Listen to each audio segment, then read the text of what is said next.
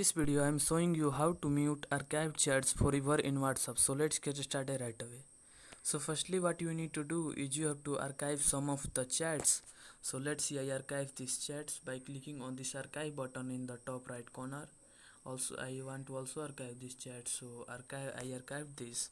So when you archive some of the chats, then you can see in the most bottom of your post, your chats, you can see this archived option.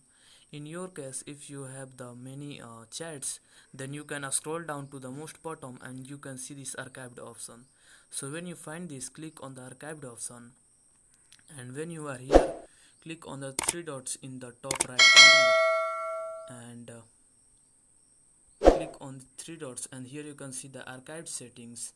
Click on the archive settings and then you come to this page, and here you can see the option keep chats archived.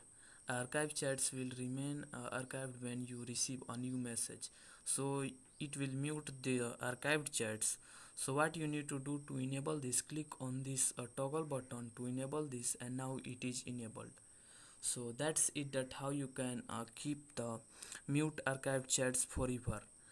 If you found this video helpful, please subscribe to my channel and also press the bell icon to get notifications of such new informative video.